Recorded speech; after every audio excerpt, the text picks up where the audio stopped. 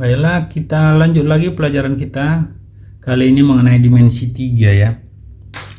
Matematika dimensi 3. Pada kubus A, B, C, D, E, F, G, H dengan rusuk 8. Jarak titik A ke F. A ke EF. Ini EF. Jadi prinsipnya proyeksikan titik A ini terhadap garis EF ini. Ini tadi 8 ya. 8 rusuknya, proyeksikan tapi tegak lurus. Kalau AF ini misalnya nih AF, kita usahakan garis EF ini ada satu titik yang mewakili tapi tegak lurus terhadap titik A tegak lurus terhadap F. Misalnya titik F kita cari ini enggak tegak lurus, ini bukan tegak lurus, berarti bukan ini proyeksi. Proyeksi itu prinsipnya cari dia yang tegak lurus ya, dengan jarak yang terdekat tapi tegak lurus. Kalau kita ke sini nggak tegak lurus, jadi mana yang tegak lurus? Kira-kira garis EF ini yang mewakili titik E ini dia nih, berarti ini A ini. Nah, berarti kalau jarak A ke EF itu proyeksinya AE. Nah gitu, berarti garis AE berapa? 8 cm karena sisinya tadi 8. Berarti inilah jawabannya. Gampang kan? Jadi seperti itu untuk dimensi 3. Prinsipnya dia proyeksi tapi harus tegak lurus. Oke, ya ini enggak tegak lurus. Kalau kita cari pun kemana, dia hanya di titik E ini yang tegak lurus. Oke, soal selanjutnya. Diketahui kubus ini ya, diketahui kubus A, B, C, D, F ya dengan rusuk 6. Ini 6. Yang ditanya jarak C ke E. C ini ke E ini. Ini diagonal ruang. Berarti ini kalau kita hubungkan, ini diagonal ruang.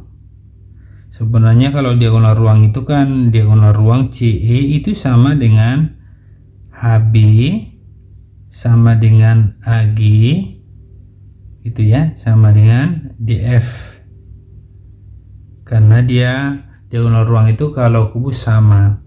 Ini S akar 3 kalau diagonal bidang atau diagonal sisi S akar 2, berarti ini sisinya 6, berarti jawabannya 6 akar 3 gitu ya. Tapi kalau kita buat cara perhitungannya ini bisa kita buat ini tegak lurus. Jadi kalau kita pindahkan ini segitiga ini, jadi modelnya seperti ini. Nah gitu dia. Ini AC, ini AE, yang ditanya EC atau CE ya. AC ini kan S akar 2, dalam artian ini kan 6 kuadrat tambah 6 kuadrat akar 72, atau dia 6 akar 2 atau S akar 2. Itu kalau dia diagonal sisi atau diagonal bidang. Ini diagonal ruang S akar 3, berarti ini 6 akar 2. Ini 6 karena sisi. Kalau CE pakai Pitagoras, ini kan sisi miring berarti di jumlah gitu. Tapi kalau cara mudahnya, cara cepatnya seperti ini. Berarti 6 akar 2 kuadrat ditambah 6 kuadrat gitu ya, sehingga dapatlah dia ini 6 ya, ini 6, ini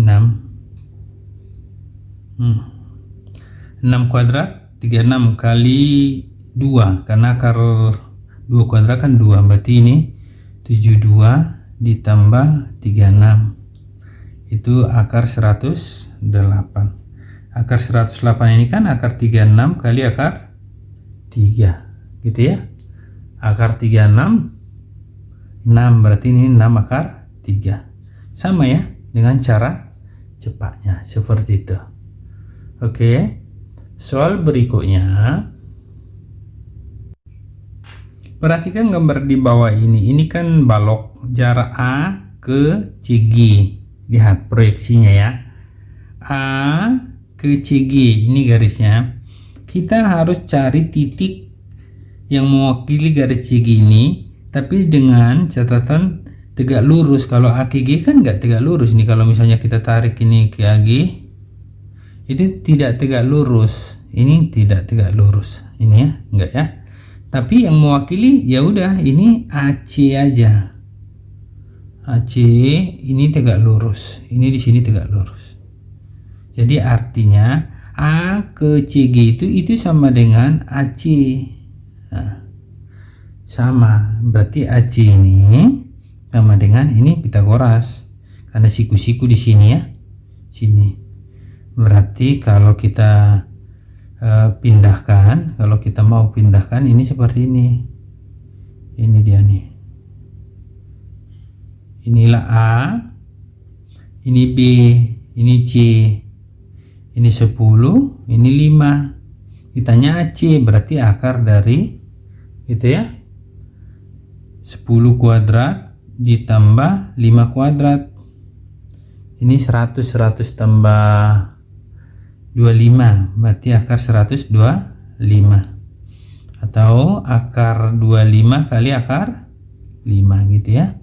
Akar 25 5, berarti 5 akar 5. Dapat ya, itulah jawabannya. Oke, soal selanjutnya, perhatikan gambar 5 segi 6. Ini 5 segi 6. Diketahui panjang TO ini berarti tinggi ya. TO nih tingginya 9, ini 9. Dan OE ini OE itu 3 cm. Jarak titik T ke E, jaraknya ini ke E ini sebenarnya sama itu, karena ini kan karena sebelah sana kurang nampak, sama aja itu sebenarnya pengertiannya. Ini dia nih, inilah dia. Jadi kalau mau kita geser ini A B C D E, nah, misalnya kita buat di sini E, kalau kita geser ya misalnya ya, ini D, ini C, ini B, ini A, jadi ya, nampak ya. Berarti ini siku-siku di sini, berarti bisa kita pindahkan seperti ini. Gitu dia. Berarti dia yang inilah T, ini E, ini O. OE tadi 3, ini siku-siku. TO 9, Pitagoras ya kan? Berarti TE adalah ya, yang tanya TE. Berarti TE akar dari Pitagoras ya. 9 kuadrat tambah 3 kuadrat. Ini 81 tambah 9, 90 ya. Berarti ini akar 9 kali akar 10. Berarti 3 akar 10 cm. Gitu ya. 3 akar 10 cm. Ada nggak jawabannya? Ini ada. Gampang-gampang ya. Oke, soal selanjutnya. Diketahui luas permukaan kubus ABCDFGH 1176. Berapakah jarak H ke garis DF? Jarak H ke garis DF. Ya, kita gambar aja nggak apa-apa. Kita gambar. Nih. Gitu ya. Nih. Oke. Nih. Nah, jadi kalau A, B, C, D harus urut ya. Kalau A di sini E. Kalau di sini A, di sini E. Jadi prinsipnya seperti itu. EF GH. Jadi nggak sembarang. Makanya dia kubusnya itu AB, kubus AB C D EF GH. Sekarang yang ditanya adalah jarak antara H ini ke garis DF. DF mana DF? Nah, ini DF. Ya, DF ini. Berarti H ke DF. Nah, berarti kalau kita hubungkan ini siku-siku ini di sini. Siku-siku berarti bisa kita buat seperti ini. Jarak H ke DF.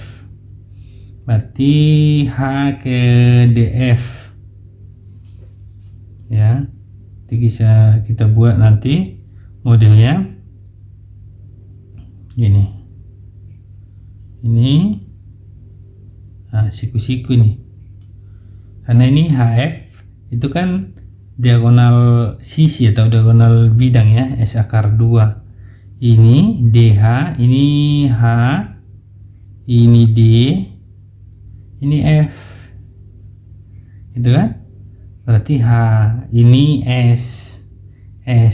Kita kan sisinya belum dapat ya, ini sisinya belum dapat karena luas permukaan ini permukaannya kan ada 6 kubus, berarti 6 luas permukaan adalah itu sama dengan 6 kali sisi kali sisi kan, ini sisinya ada 6, makanya 6 S kuadrat sama dengan 1176.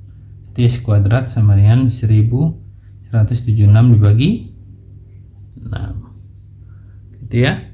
Jadi dapat dia 1176 bagi 6 1, berarti 1579 ini 196, itu masih sisi kuadrat.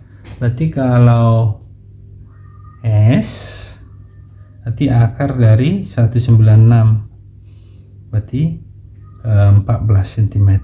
14 cm dapat ya, kan ini yang diketahui luas permukaan. Berarti ini 14, ini 14, sisinya 14, ini 14, ini DF yang sebelumnya kita udah bahas bahwa diagonal ruang itu kan S akar 3, kalau dia sisinya 14 akar 3, ini 14 akar 2 gitu ya. Maka yang manakah jarak H ke DF? Dia harus ini 14 akar 2, ini 14, berarti setidaknya lebih dekat ke sini dia. Enggak, dia tidak pas di tengah. Kenapa? Karena ini bukan sama kaki gitu ya. Jadi kalau misalnya kita buat ini H aksen lah ya, H aksen. Jadi yang mana dia jaraknya? Ya H aksen ini nanti kita anggap misalnya, kalau kita perhatikan misalnya segitiga, prinsip segitiga ya, luas segitiga DHF itu kan sama juga. Ini kalau luas ya, luas DHF ini kan kalau dia ini kan ini kalau ini misalnya alas ini tingginya, berarti bisa kita buat alas ini HF kali ya kan, ini tingginya DH per 2 karena luas segitiga ya kan. Jadi itu sama juga seandainya ini kita buat alasnya. Kalau kita buat gambar kan begini nih. Nah kalau kita buat tidur ini ya, jadi seperti ini nanti. Ini siku-siku, ini yang H aksen ini. Inilah DF gitu ya. Ini yang DF-nya. Ya kalau ini DF-nya alasnya, ini DF, tingginya ini HH aksen ini atau D. H aksen per 2 kan gitu kan, dari situ asal mulanya. Sebenarnya kalau cara mudahnya sebenarnya cukup kalau untuk mencari ini, yang ini datar kali tinggi bagi sisi miring, itu cara cepatnya. Tapi asal mula rumus itu dari sini ya. Tapi kalau mau cara cepat, yang D ini yang tegak ini kali yang datar bagi sisi miring, itu sebenarnya. Jadi yang ini HF nya berapa? Ini HF 14 akar 2, ini coret aja nih gitu kan, sama per 2, 14 akar 2 ini DH ini 14, DF 14 akar 3 kali HH aksen, atau kita buat D juga nggak masalah ya, HH aksen. Nah, gitu dia. Jadi ini coret, maka HH aksen sama dengan 14 akar 2 per akar 3. rasionalkan, kan gitu kan, dirasionalkan sama-sama dikali akar 3. Tapi kalau mau cara cepatnya 14/3 akar 3 naik, akar 3 kali akar 2 akar 6, gitu caranya ya. Tapi kalau dia nggak pakai cara, bisa langsung sebenarnya. Ini maksudnya langsung aja yang ini ya. Kalau tanpa menggunakan yang ini dari awal tadi, kita langsung buat di sini aja, langsung dapat ini. Jadi dia langsung bahwa D sama dengan yang tegak 14 kali yang datar 14 akar 2 per sisi miring, nah gitu ya. Jadi ini habis bisa langsung ya, 14/3 cara cepatnya itu akar 3 nya kali akar 2 akar 6 sama, jadi nggak perlu pakai ini, itu cara cepatnya ya, gampang ya. Berarti jawabannya 14/3 akar 6, 14/3 akar 6. Oh ini 14, kita lihat ya. Oh ya, ini ada, gampang-gampang ya. Oke. Untuk video selanjutnya ada satu lagi untuk dimensi 3 khusus ya.